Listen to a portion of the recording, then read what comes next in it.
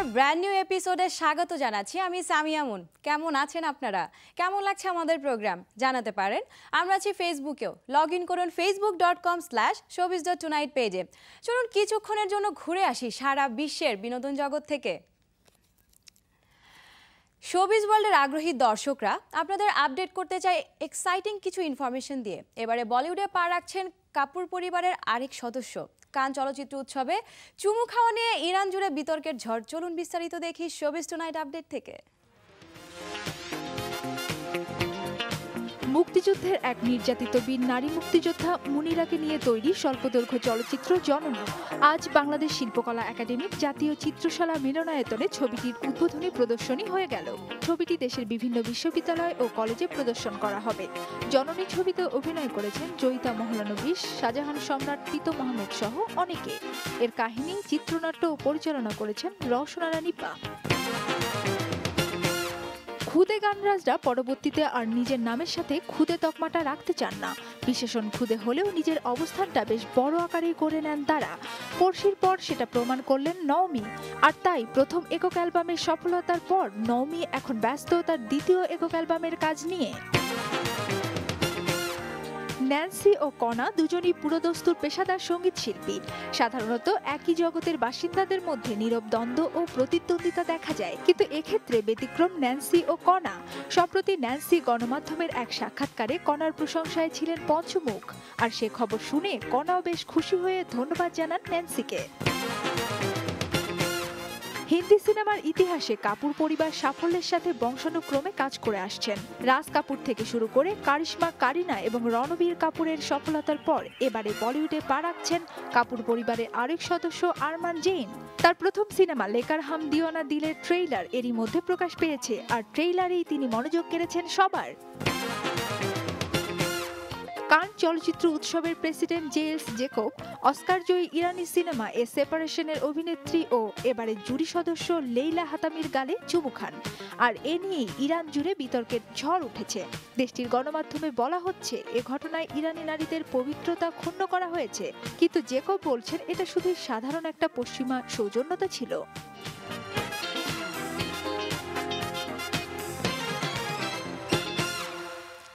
চঞ্চল মাহমুদ একজন আলোচিত শিল্পী, সাংবাদিক এবং সে নিউজেও কাজ করেন।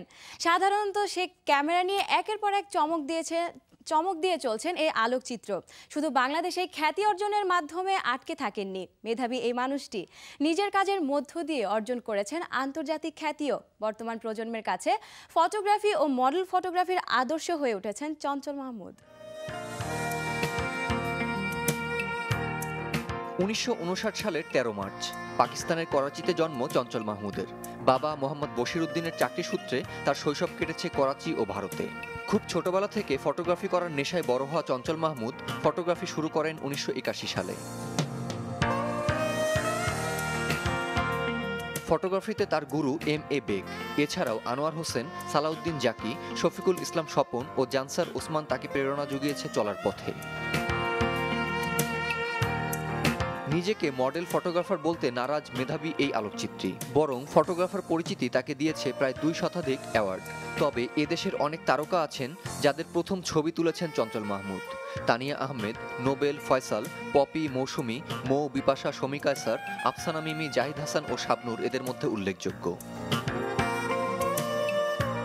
বিভিন্ন বিষয়ে ফটোগ্রাফির পাশাপাশি দীর্ঘদিন থেকে ফটোগ্রাফির প্রশিক্ষণ দিয়ে আসছেন তিনি। হয়তো তার হাত ধরেই একদিন জন্ম নেবে নতুন এক চঞ্চল মাহমুদ, অথবা নিজের জায়গায় সবসময় চিরসবুজ থাকবেন মেধাবী এই আলোকচিত্রী।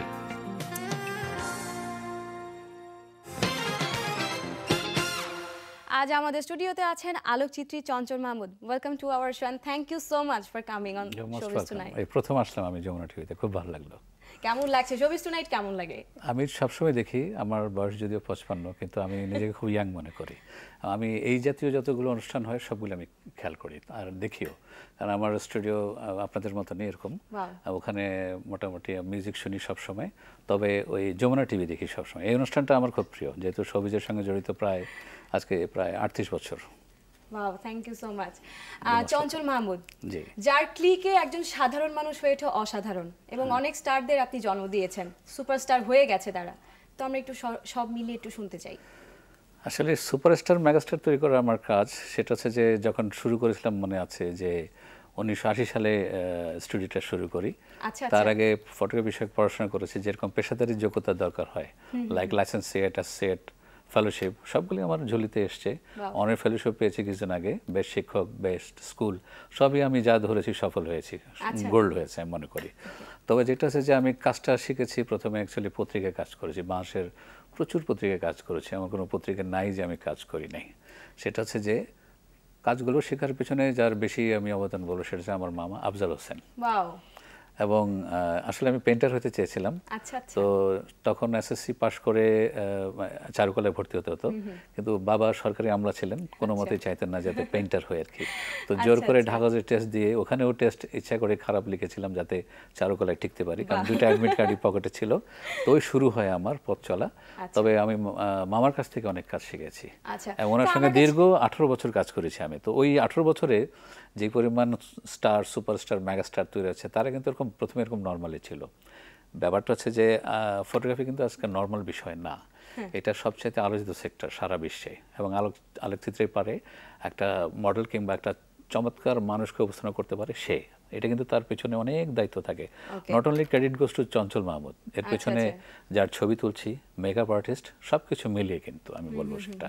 তো ওই তৈরি করার বিষয়টা হচ্ছে যে আমি যখন পত্রিকায় কাজ করতাম তখন আফজাল হোসেন মামা বলতেন যে তুমি একটা স্টুডিও করো।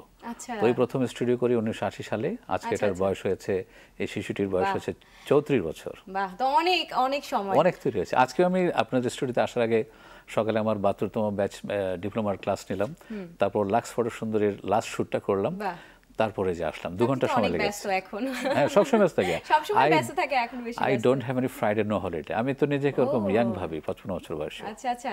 তো তরুণ প্রজন্ম হঠাৎ করে কিন্তু মিডিয়াতে হুমড়ি খেয়ে পড়েছে, তো অনেক উৎসাহ তাদের মধ্যে, তো আপনি কি বলতে চান তাদের জন্য? এটা অবশ্যই একটা ভালো লক্ষণ আমি বলবো। তা আমি মনে করি যে যেরকম আমি ফটোগ্রাফির দিকটা বলি যে আলোকচিত্র শিল্প একটা নর্মাল বিষয় না। আচ্ছা আচ্ছা। এখন ফটোগ্রাফিতে পিএইচডি হচ্ছে কিন্তু। তো আমার মজার বিষয় হচ্ছে যে আমার যেসব ছাত্রদের আমি শিক্ষা দিয়েছি তারা কিন্তু সফলভাবে এগিয়ে গেছে। এবং আমি মজার বিষয় আরও আমার কাছে মজা লাগে সেটা যে আমি যখন চারুকলায় যাই পয়লা বৈশাখে দেখেছি ফটোগ্রাফার আর ফটোগ্রাফার, এটা কিন্তু অবশ্যই একটা বিরাট লক্ষণ বলে, এবং এটার জন্য আমরা খুব প্রাউড ফিল করি। কিন্তু আরেকটা বিষয় আছে যে এখন কিন্তু অনেক মানে ফটোগ্রাফার রয়েছে, ফেসবুকে গেলে কিন্তু দেখা যায় যে অনেক ফটোগ্রাফার, কিন্তু অনেকে আছে যে তারা কিন্তু মানে প্রশিক্ষণ নিচ্ছে না, একটা ক্যামেরা হলো আমি আমার মতো ফটোগ্রাফি করি। কিন্তু আপনি এটা কিভাবে দেখছেন যে তাদের কি প্রশিক্ষণ নিয়ে আসলে কাজটা করা উচিত হয় কি? ফটোগ্রাফি তো পড়াশোনার বিষয়। আমরা যখন ফটোগ্রাফি করতাম আমরা কিন্তু পড়াশোনা করে এসেছি। আমি কিন্তু journalism masters, first class 8th gold medal. হ্যাঁ, গোল্ড মেডেলের সংখ্যা আমার নেহাত কম না, 38টা দেশ ঘুরেছি, অনেক কিছু পেয়েছি। কিন্তু ফটোগ্রাফি বিষয়ে কিন্তু যথেষ্ট পড়াশোনা করা যায়, পিএইচডি পর্যন্ত হয়। আমি যখন মনে করেন আমি অনারি ফেলোশিপ পেয়েছি 11তে, কিন্তু তার আগে আমি পেশাদারি যোগ্যতাগুলো অর্জন করেছি, প্লাস ডিপ্লোমা করেছি অস্ট্রেলিয়াতে, ফেলোশিপ করেছি জাপানে। Again I came back to Bangladesh. এখানে এসে সবচেয়ে কষ্টের বিষয়টা হচ্ছে এখানে ফটোগ্রাফি কোনো স্কুল ছিল না। আজ অব্দি এই সেক্টরটা আমি বলবো যে কিছুটা অবহেলিত, তবে সবচেয়ে বেশি আলোচিত, কারণ সর্বক্ষেত্রে সবচেয়ে টপে আছে কিন্তু ফটোগ্রাফাররা, আন্তর্জাতিক ইন্টারন্যাশনাল অ্যাওয়ার্ড। তো আমি মনে করি যারা ফটোগ্রাফি করেন তারা কিন্তু অনেক সহজ সরলভাবে করেন, কারণ আমাদের সময় ছিল ফুললি ম্যানুয়াল। এখন যেটা আছে প্রোগ্রাম মোড আছে, এখানে যে কেউ ছবি তুলতে পারে। প্রোগ্রাম মোড সেট করে আপনি টিটেল মেটারিংতে যে কারো খুব সুন্দর ছবি তুলতে পারেন, তো অনেক ইজি হয়ে গেছে। আমার মনে আছে যে আমাদের সময় বক্স ক্যামেরা ছিল, ওটা দিয়ে তো ছবি তুলতে গেলে আউট অফ ফোকাস হয়ে যেত, সেটা দিয়ে আমরা ফটো জার্নালিজম করেছি। এখন কিন্তু সেই জিনিসগুলো আর নেই, এখন বিখ্যাত কোম্পানির ক্যামেরা আছে এবং ফটো বিষয়কে অনেক ইজি। আরও মজার বিষয় হচ্ছে এর পিছনে যে জিনিসটা কাজ করে স্যাটেলাইট, এই কারণে ফটোগ্রাফারের সংখ্যা দিন দিন বাড়ছে। তবে আমার ভালো লাগে এই ব্যাপারটা, আরো বাড়ুক দোয়া করি। আচ্ছা, তো আপনাকে ফটোগ্রাফার বলে ভুল হবে, আপনি অনেক কাজে এখন নিজেকে যুক্ত রেখেছেন।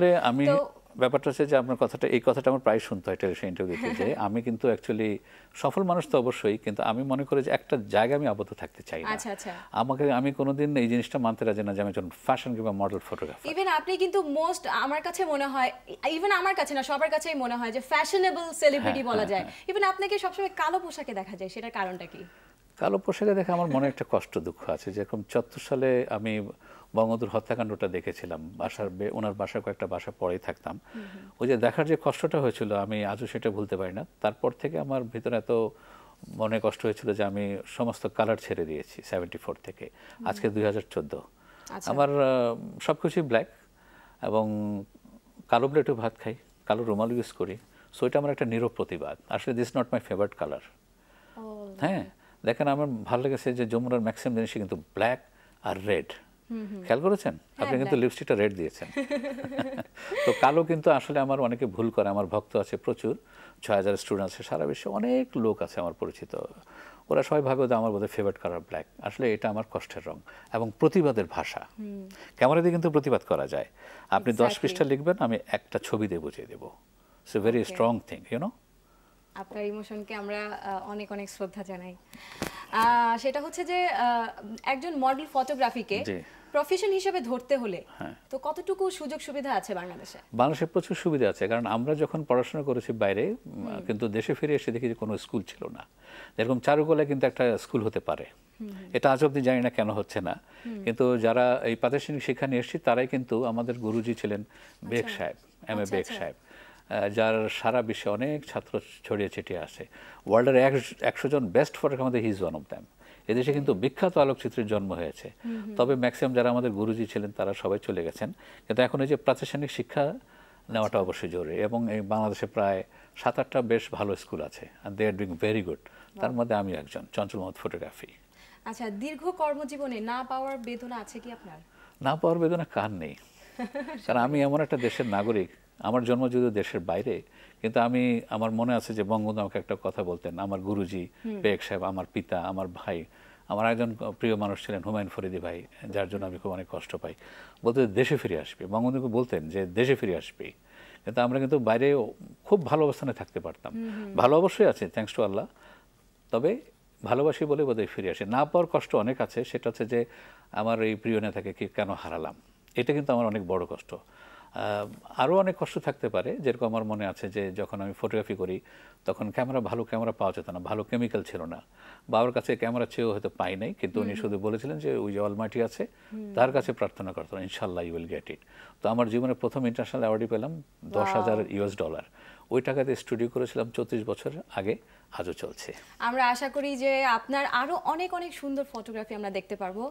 আর সেই সাথে আপনাকে অনেক অনেক ধন্যবাদ, আমাদের স্টুডিওতে আপনি সময় করে এসেছেন, অনেক ধন্যবাদ। আমি যমুনা টিভিকে এবং আমার যারা কলাকৌশলী আছেন সবাইকে ধন্যবাদ, প্রডিউসারকে ধন্যবাদ। ভালো থাকুন, সুস্থ থাকুন, সবাই দোয়া করি। Thank you. প্রিয় দর্শক, কেমন লাগছে শোবিজ টুনাইট? খুব ছোট একটা বিরতি নিতে হচ্ছে, আমি জানি বিরতির পরে এসে আপনাদের অবশ্যই পাবো, সাথেই থাকুন।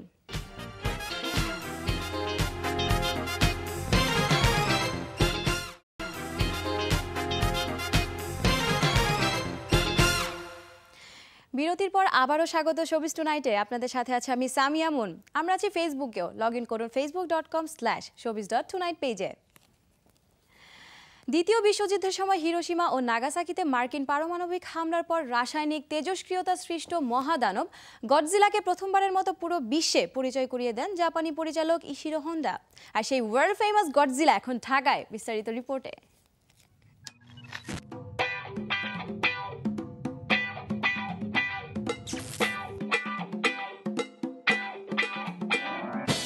যমুনা ফিউচার পার্কের ব্লকবাস্টার সিনেমাসে এই সপ্তাহে মুক্তি পেল সায়েন্স ফিকশন ঘরানার মুভি গডজিলা। প্রথম শোতেই বাজিমাত, প্রথম দিনের 4টি শোই হাউসফুল। আজকে সারাদিনে সবগুলো হাউসফুল, প্রচণ্ড রাশ এবং কাস্টমারের অনেক বেশি সাড়া আমরা পাচ্ছি এবং খুব মজার সহিত আমরা কাজ করছি। হ্যাঁ, মজা করার জন্য এখনো প্ল্যান আছে, তো এখনো তো অলরেডি 2-3 ঘন্টা দাঁড়ায় আছে, এখনো ঢুকতে পারছি না।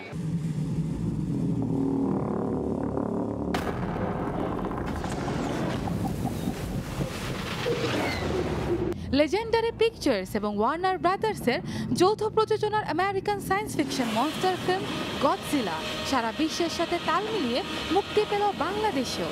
এই মুভিটি ডিরেকশন দিয়েছেন গ্যারেথ এডওয়ার্ডস। গডজিলা ফিল্ম ফ্র্যাঞ্চাইজের রিবিউট এই ছবিটি।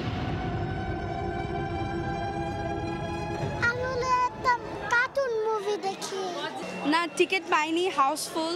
মেবি আগে আসা উচিত ছিল, যাই হোক পাইলাম না। দেখি নেক্সট ডেট কবে দেখা যায়। এটার এখন রেট সবচেয়ে বেশি হাই আছে ওদের র্যাঙ্কিংয়ে, and very excited to watch it. 1998 সালে রোনাল্ড এমেরিকা ডিরেকশনে গডজিলা নামে প্রথম মুভিটি রিলিজ হয়েছিল। 2014 সালের তারকাবহুল এই ছবিটিতে অভিনয় করেছেন Aaron Taylor Johnson, Ken Watanabe, Elizabeth Olsen, Juliette Binoche, Sally Hawkins, David Strathairn এবং Brian Cranston.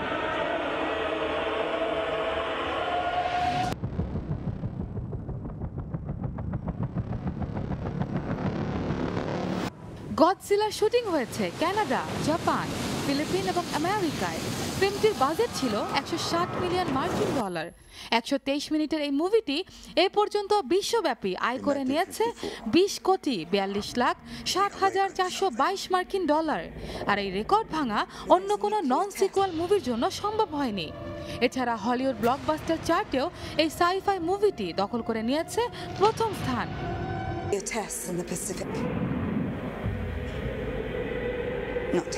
Nabila Marzuk, showbiz tonight.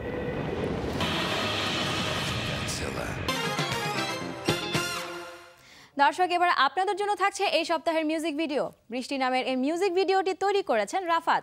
ভালো আছো?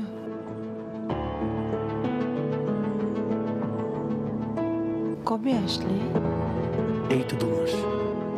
বিয়ে করেছো?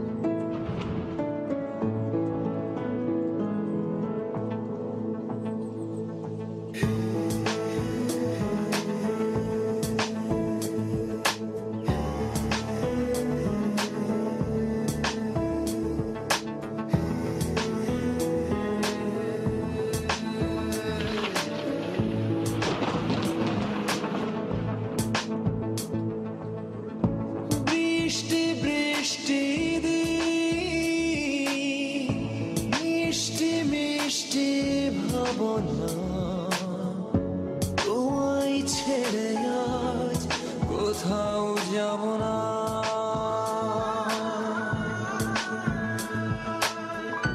চোখে চোখে চোখটা রেখে আঁকবো সুখের আলপনা, মেঘের আলোয় তোমার দেখবো সারাদিন মা, না বলা কথা মার জুড়াবে মন প্রাণ।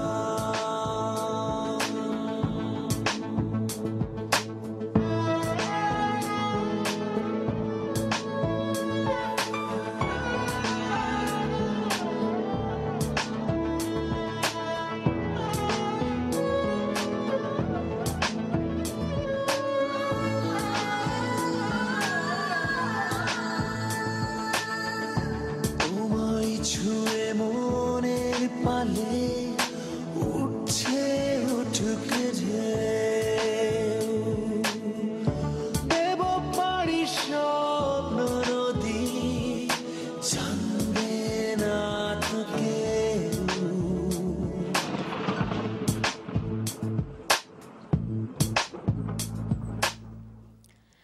মুক্তিযুদ্ধের এক নির্যাতিত নারী মুক্তিযোদ্ধা মনিরাকে নিয়ে তৈরি স্বল্পদৈর্ঘ্য চলচ্চিত্র জননীর গল্প বাংলাদেশ শিল্পকলা একাডেমির জাতীয় চিত্রশালা মিলনায়তনে আজ হলো ছবিটির উদ্বোধনী প্রদর্শনী। জননী চলচ্চিত্রটির কাহিনী, চিত্রনাট্য এবং পরিচালনা করেছেন রওশনারা নিপা। দর্শক, আমাদের সহকর্মী SM সাব্বির আছেন সেখানে, আমরা এখন তার সাথে সরাসরি কথা বলবো। সাব্বির, আপনার কাছে জননী প্রিমিয়ারের খবর জানতে চাই। সাব্বির, আপনি আমাকে শুনতে পাচ্ছেন? আমি এই মুহূর্তে আছি জাতীয় শিল্পকলা একাডেমিতে চিত্রশালা ভবনে, যেখানে জননী চলচ্চিত্রটির প্রিমিয়ার শো কিছুক্ষণের মধ্যেই শুরু হয়েছে। এই জননী চলচ্চিত্রকে কেন্দ্র করে বা এই চলচ্চিত্র ঘিরে যত কলাকুশলী এবং আর্টিস্ট এবং পরিচালক আছেন তারা আমার সামনেই ইতিমধ্যে দাঁড়িয়ে আছেন। আমরা একে একে এখন তাদের সাথে কথা বলবো। প্রথমে আমি জননী এই স্বল্পদৈর্ঘ্য চলচ্চিত্রটি পরিচালক রওশনারা নিপার সাথে আমরা কথা বলছি। জি নিপা, আমরা জানতে পেরেছি, আমরা দেখছি যে কিছুক্ষণ আগে শুরু হয়েছে জননী চলচ্চিত্রটি প্রিমিয়ার, তো এই সম্পর্কে আপনার কাছ থেকে একটু জানতে চাচ্ছিলাম। মূলত একজন পরিচালক হিসেবে এর চেয়ে বড় পরীক্ষা তো নাই, এটা আমার ফাইনাল পরীক্ষা। আজকে আমাদের কিছু স্পেশাল দর্শক আছেন যারা রাজনীতির সাথে জড়িত, মুক্তিযুদ্ধের বিচারের সাথে জড়িত এবং আন্দোলনের সাথে জড়িত যুদ্ধাপরাধের, তাদের সহ কিছু মিডিয়া পিপল আছেন, কিছু তারা এই ছবিটাকে দেখবেন। আজকে আমার জননী চলচ্চিত্র বাংলাদেশের 43 বছরের পরে নির্মিত বীরাঙ্গনাদের নিয়ে, যারা সেই মহান নারী যারা মুক্তিযুদ্ধের সময় পাকিস্তান আর্মিদের অত্যাচারিত ছিলেন, সেই সাহসী নারীদের শ্রদ্ধা নিবেদনের উদ্দেশ্যে এই ছবিটি।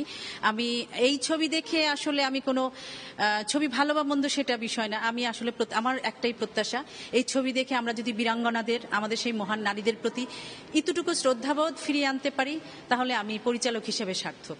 আমি আসলে একজন মেকার না, একজন নারী হিসেবে, একজন বাঙালি হিসেবে আমার এই প্রত্যাশাটা আসলে। ধন্যবাদ নিপা।